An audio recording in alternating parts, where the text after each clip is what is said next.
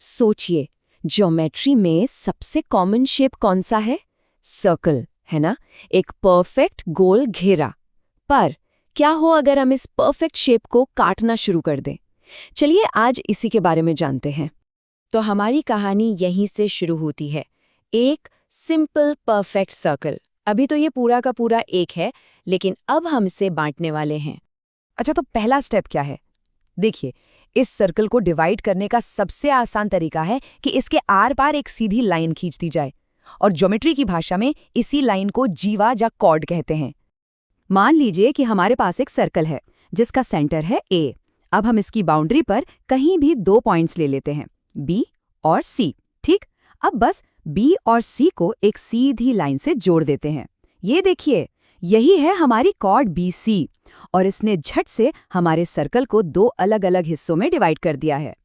तो सर्कल तो अब डिवाइड हो गया, लेकिन एक मिनट, क्या ये दोनों हिस्से बराबर लग रहे हैं?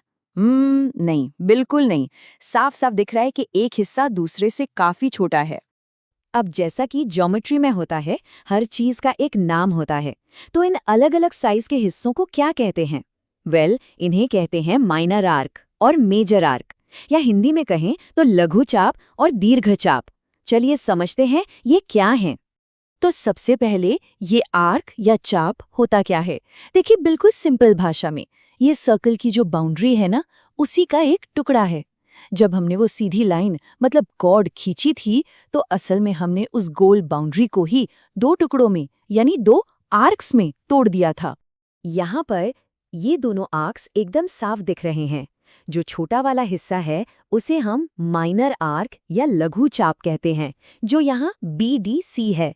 और जो बड़ा लंबा वाला घुमावदार रास्ता है वो है मेजर आर्क या दीर्घ चाप BEC। तो ये बात ध्यान में रखनी है कि एक कॉर्ड हमेशा एक छोटा और एक बड़ा आर्क बनाती है।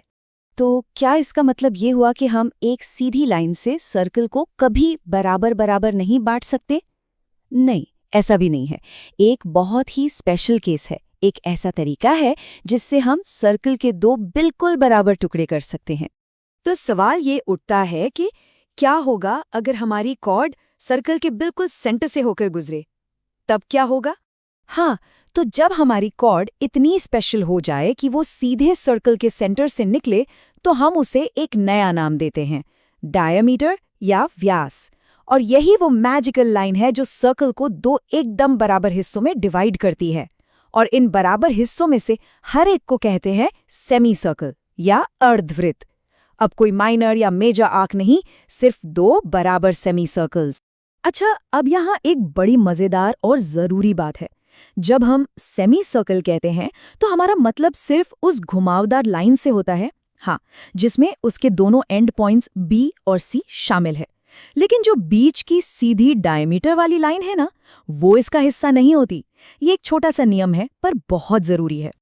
अभी तक हम सिर्फ सर्कल की बाहरी लाइन मतलब बाउंड्री की बात कर रहे थे, लेकिन अब हम सिर्फ लाइन पर नहीं बल्कि उसके अंदर के एरिया यानी क्षेत्र पर भी ध्यान देंगे। तो ये सेमी सर्कुलर रीजन या अर्धवृत्तीय क्षेत्र क्या बला है? ये वो पूरा एरिया है जो 2 चीजों से घिरा हुआ है। एक तो हमारा सेमी सर्कल यानी वो आधा गोल घेरा, और दूसरा वो सीधा डायमीटर।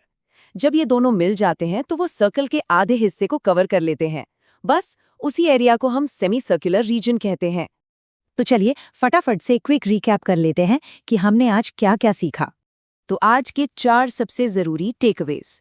पहला, कोई भी नॉर्मल सीधी लाइन यानी कॉर्ड सर्कल को एक माइनर आर्क और एक मेजर आर्क में बांटती है। दूसरा, अगर वही लाइन सेंटर से गुजरे यानी डायमीटर बन जाए तो वो 2 बराबर सेमी सर्कल बनाती हैं। तीसरा, ये याद रखना है कि सेमी सर्कल सिर्फ वो घुमावदार हिस्सा है, सीधी लाइन नहीं।